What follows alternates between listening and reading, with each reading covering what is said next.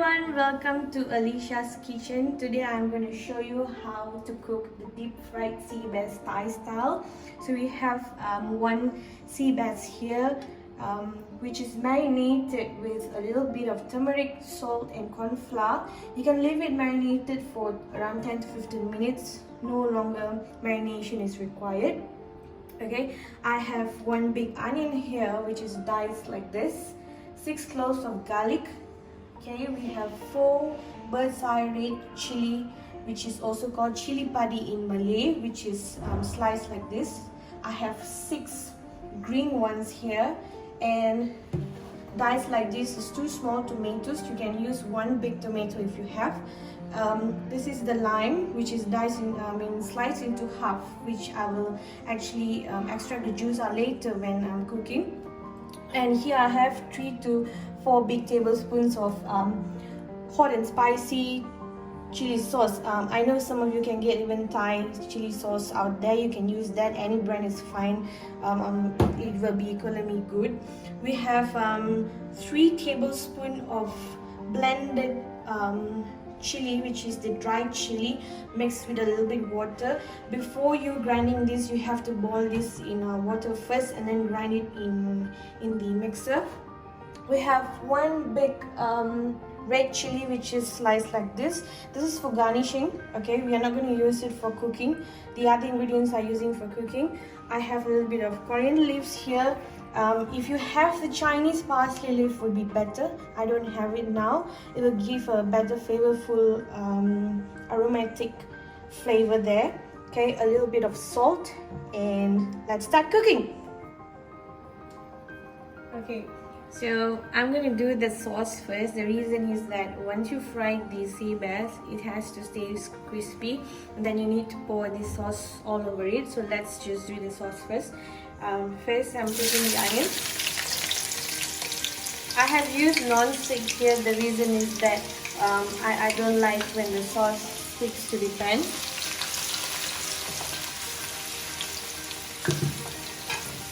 Now I'm going to add a little bit of sugar because I don't want it to be too brown. I just need it to be caramelized a little bit.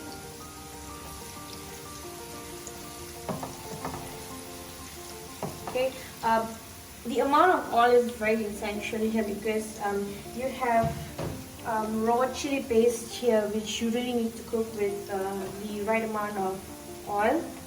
And let's just wait for this onion to caramelize. Okay, now you can see the onions have caramelized a little bit. It will have that juicy and sweet taste when you caramelize it rather than burning it too brown.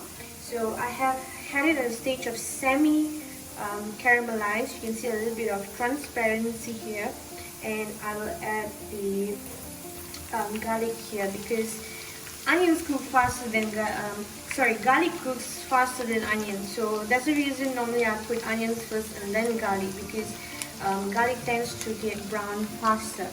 Okay, so we have slight brownish color here.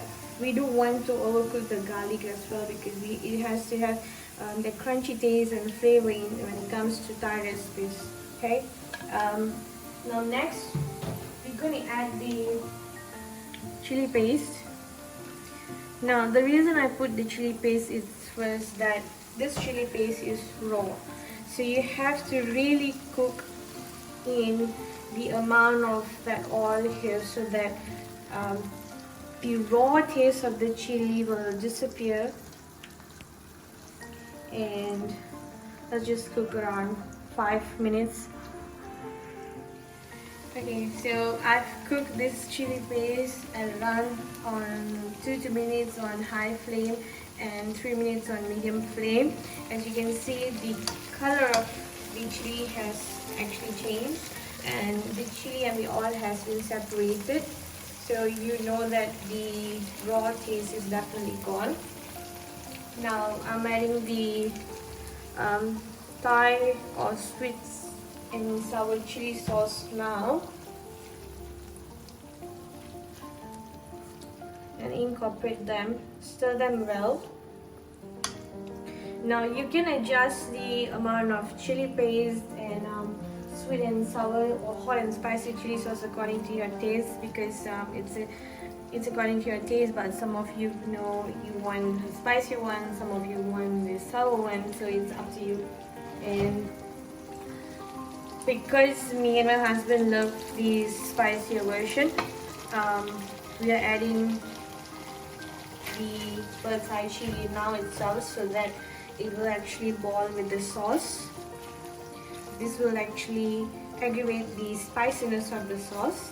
The amount of bird's eye chili is according to your preference. If you want spicy, you can add it more. And I forgot to mention, this recipe can be used for any other fish that you like as well. It's not so much of a authentic Thai version here. It's also mixed with the Malaysian version here. So, but most of the Thai ingredients is used here, which is essential. So I have picked to describe this as a Thai version of Seabass. And let's cook this on a medium flame. Okay, so I've cooked this for about 3 minutes now, and you can see that the sauce has thickened. Okay, now since it's a Thai version, we are actually frying that Seabass, so you need a little bit of gravy with that Seabass. I'm adding half cup of water.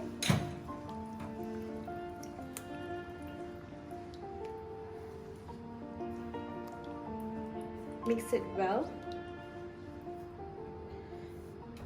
And I'm adding the lime juice here.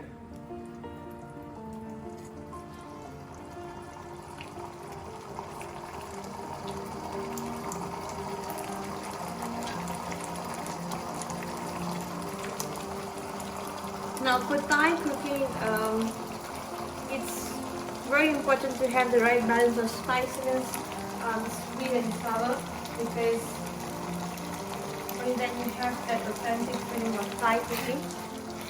And I forgot to mention earlier, the oil that I used was olive oil, which is better to be used since we need an essential amount of oil here. And let's just cook for around 2 to 3 minutes more. Okay, so I have been cooking this for around 3 minutes on medium flame, and the consistency is good. If you want it to be more gravy, you can add more water, and if you want it to be thicker, you can just reduce the amount of water. Now, there has been places in Thailand that I've been in Bangkok that they have actually added capsicum if you want. It's nice to have that flavor and the crunchiness of capsicum, and if you want to put it, this is the right time to put it. I don't have capsicum today, so I have not added. I'm adding the tomatoes now. I'm not going to cook this tomato very long, because it's nice to have the crunchiness of tomato with the fish, with this gravy. So my tomatoes are slightly ripe. I would advise to have a younger tomato, like less ripe, and the crunchiness and the sourness will be actually added into the sauce. Now let's just have it boil like 1 to 2 minutes, and then we are going to fry the fish, and let's just keep this aside. So I've cooked this gravy for about 1 minute now, and we are good to take it off. Now, I am a huge fan of Chinese bowls. I love and I'm crazy about Chinese bowls, because it's a very authentic and very traditional collection that I always keep. Now let's just keep that aside.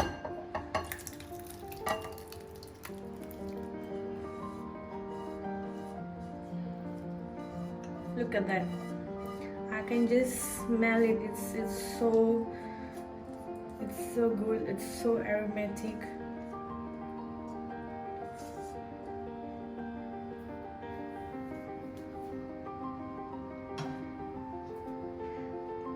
So let's just keep that aside, and we're going to fry this fish now and deep fry it. Okay. Now I have a sufficient amount of oil in the frying pan. Now we need to have the proper temperature to fry the fish. Reason being is that if it's too cold, the fish is going to absorb all the oil and it's not going to be crispy and it's going to be very oily. Now I have put on high flame for now, okay, and I put on high flame for now, and as you can see, the bubbles are going off. When you can see the bubbles are going lesser, the temperature is going higher, okay. My measurement of the heat of the oil is according to hand gesture, hand estimation. For me, it's not hot yet. We have to wait for a while, minute more, and make sure that you have this oil heated on high flame first, and before you fry the fish or you put the fish, you have to go on medium flame. Okay, now you can see all the bubbles are gone, okay, and when I have like around 3 to 4 inches of my hand above the oil, I can already feel the heat, so it's good enough.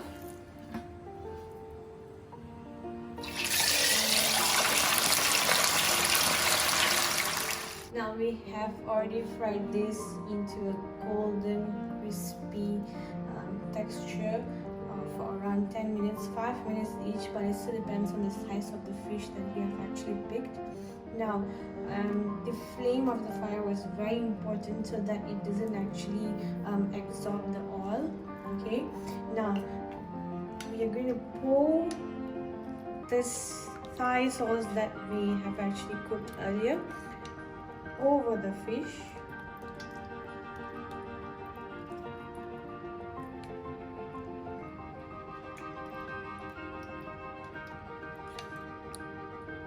Oh, it smells so good.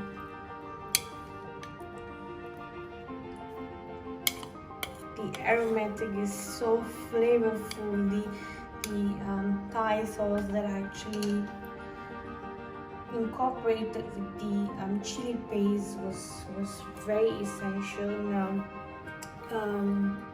let's just garnish with the coriander leaves.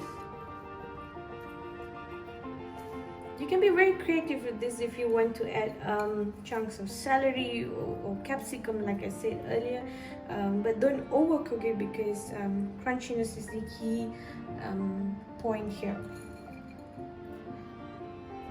Let's garnish with some red chilli. There you go.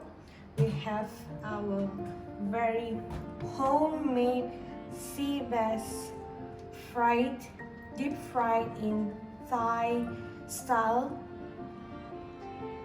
Thanks for watching, guys, and if you like this recipe, please subscribe me, and if you have any suggestion or any requests for any Asian recipes that you want, please drop down and comment below, and thank you very much for watching.